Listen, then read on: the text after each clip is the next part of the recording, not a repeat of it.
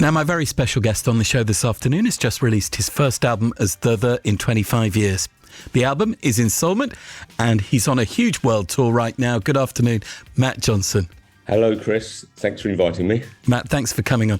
You've made music and played live in the last 25 years as Matt Johnson. So are you calling this a comeback or not? It is really, because this is the first album of new songs, lyric songs. I have obviously been involved in a lot of soundtrack work. I've released several singles, and I've been doing various other things involved in books and this and that. But this is the first album of new songs in 25 years. Actually, the comeback was the comeback special tour in 2018. And Ensoulment would have followed soon after that, relatively soon after that. But of course, then the COVID situation happened and the world got put on pause. So it derailed things for a couple of years, yeah. When you started out, Matt, did you assume you'd always make music, that it would be a lifetime career? Yes, because I knew I was going to be a singer or an actor, funnily enough, from about the age of 5. And I realised, I took it for granted. I thought everybody knew what they wanted to do from an early age. And it's only in later years, you know, the amount of people that I know, good friends, even my children, that still don't know what they want to do as they go on in life, you know. And I think that is the case for many people, unfortunately. And I was very, very lucky to find something I wanted to do. And there's nothing else I've wanted to do since. I'm not sure how well known this is, but back in the early 80s, you were briefly in a band with Mark Ullman from Soft Cell, weren't you? Mark and the Mambas. How was Mark to work with? Oh, Mark was a lovely person. I was more of a guest rather than a full-time member. I guested on an album or two, and I played, I think, one concert. And Mark, I knew him. We were on the same label, the Some Bizarre label. At Soft Cell obviously became incredibly successful with their big hit Tainted Love, which I think was the biggest song in the world, the biggest hit single in the world in about 1982 or so, whenever it came out. And we were on the same label, and Mark was always very encouraging to me. He's a lovely man, and we still keep in touch and see each other periodically. And Mark was a joy to work with, a very, very kind, generous man. I'm very fond of Mark. How did you end up working together? It was, I suppose, he wanted to do a side project because Soft Cell was obviously very, very commercial, and Mark was a fan of people like Jacques Brel and Scott Walker, and he really wanted to do this side project, which showed another side to him. You know, I think the pressures of being a big pop star, which he was at that time, got to him a bit, and he wanted to do things that were a bit more challenging for him. And we were friends from being on the same label, and so it seemed a natural thing for us to do at the time. So when Tainted Love came out, it was a huge hit, a global hit, and you were in this side project, Mark and the Members. Had you already started making your own music as The by then?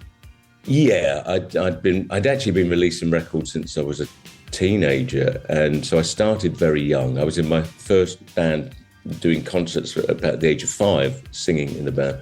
That's not 5, 12 years old was my first band, and I formed The at 17.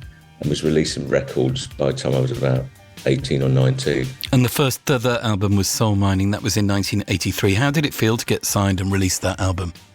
It was great. Signing with CBS. CBS in those days, it doesn't exist anymore. It got taken over by Sony a few years later. But it was a very glamorous label because I was always a big fan of the classic singer-songwriters, people like Leonard Cohen, Johnny Cash, obviously Bob Dylan, as well, and Bruce Springsteen, and they were all signed to CBS. So CBS was known as a label in those days as a label that supported album artists and singer-songwriters. So that felt like a natural home for me.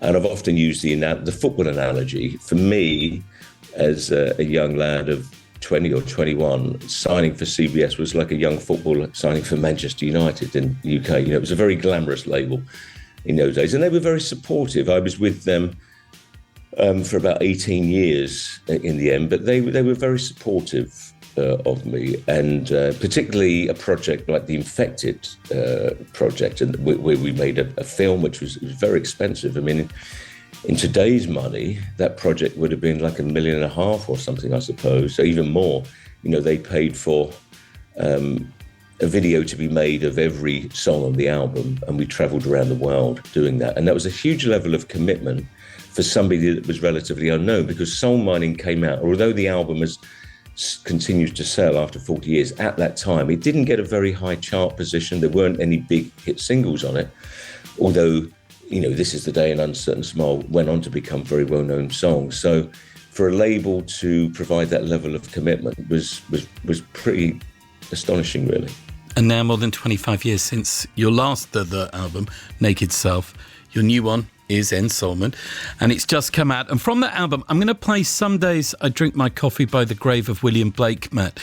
So cool because you do. Yes. But from about the age of 21, I've lived on and off close by. And funnily enough, when I wrote This Is the Day, I was living in a council flat with my ex-girlfriend, which was on Bun Hill Road, which was overlooking Bun Hill Field, where William Blake is buried. And some days I do, although, as I've quipped, these days it's an iced decaf flat white with oat milk. But that's a bit of a mouthful to say in a song. You've changed, Matt. Yeah. This is new by This is Some Days I Drink My Coffee by the Grave of William Blake. Matt, stay with me and let's talk some more after this. Some Days I Drink My Coffee by the Grave of William Blake from Ensoulment, the new album by Matt Johnson from is with me here on Six Music this afternoon. And Matt, that becomes an addition to your back catalogue of songs that you've written about London, doesn't it? Yeah, I'm obviously a natural-born Londoner, or East Londoner, I suppose, to be more precise. But songs like Flesh and Bones and Heartland, Perfect, Helpline Operator, Pillarbox Red, they all reference, are all about London in some ways. I've always liked living in big cities. I lived in New York for many years as well, and I like feeling in the centre of things. But one thing with big cities, they are very transient, I suppose, by definition. They're very cosmopolitan, they're very transient. So they tend to reflect the change faster than probably any other parts of the country. And it's inevitable, change is inevitable. And as humans, we are, what would you say, afflicted with nostalgia, which can be a wonderful thing, a sweet sadness, but it can be, a bit limiting in some ways, I suppose. But we're all here for a very brief moment in time. And it's those moments when we live in a particular city, and a particular age as well, particularly when we're younger, the music that we listen to when we're growing into adulthood, the relationships we have, there's a certain intensity about that. And cities change, and obviously as humans that are quite sensitive and nostalgic, we tend to sort of mourn those changes, or mourn the passing of things that we know, places that we know, people that we know. And it's just part of the human condition, really. And it's not something to be frightened of, it's something to be embraced, really. You were brought up, Matt, with your brothers Eugene, Andy and Gerard in East London. Your parents ran the Two Puddings pub, which had a great reputation for live music. What was it like growing up in that East London boozer?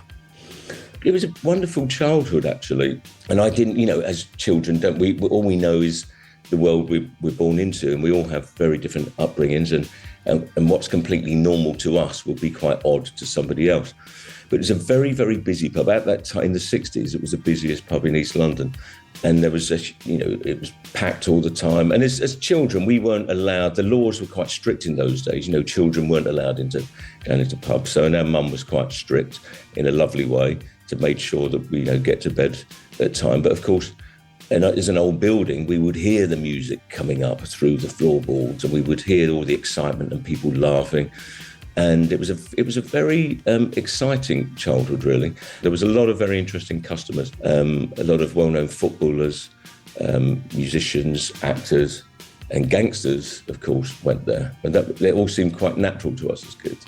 Your brother Andy designed your album's Thieves, and you've used an unfinished piece of his work for the cover of Some Days I Drink My Coffee by the Grave of William Blake. Did Andy ever, do you think, contribute to the sound of the?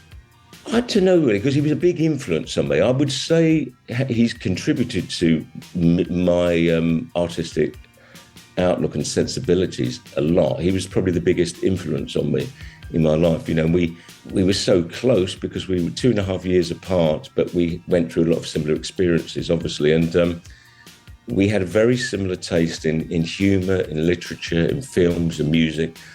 And he was the one person, and me and my younger brother Gerard are very close, but Andrew and I were even closer probably just because we were so close in age.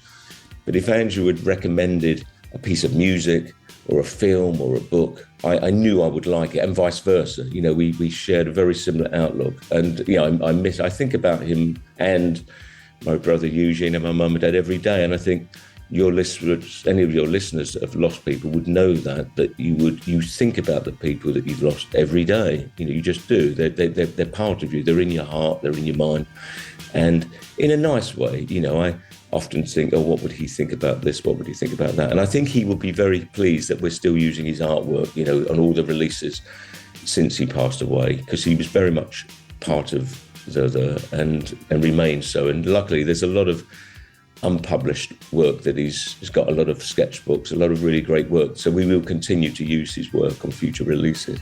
Gerard's filmmaker and notably director of the crime thrillers Tony and Hyena, which you soundtracked. Will the two of you work together again? Yes, in fact, we've just finished the soundtrack. He's just finishing the post-production on his new film Odyssey, which I've completed the score on, and that's an exciting film. That will be coming out next year. Hyena's a terrifying film. Oh, this is even more terrifying in some ways. Matt, what about Johnny Marr? Will the two of you ever make music together again? We have spoken about it, and, you know, problem is with me and Johnny, we both travel a lot, and we're very rarely in the same place at the same time. The last time we did something together, I got up on stage with him at the Roundhouse, and we sung Summer in the City. And before that, he played guitar on my single, We Can't Stop What's Coming. And I love John. He's a wonderful guy. Obviously a very talented musician, but a great friend, as somebody whose company I enjoy a lot. And I think it's one of those things we'd like to do, and hopefully we will at some point. Matt, thank you so much for being with me this afternoon. Can we make a deal that the next time I get to speak to you, can we do the whole interview just about the pub where you grew up? Yes, absolutely. Matt, thank you so much. The new album is a masterpiece. It's called Ensoulment, and it's no surprise that your UK tour dates are completely sold out, but you have just added a new date at Brixton Academy, haven't you? And I know that last tickets are available for that now. Yes, absolutely. We're looking forward to the UK show. Matt Johnson from The, thank you so much. Thank you, Chris. Great to speak to you.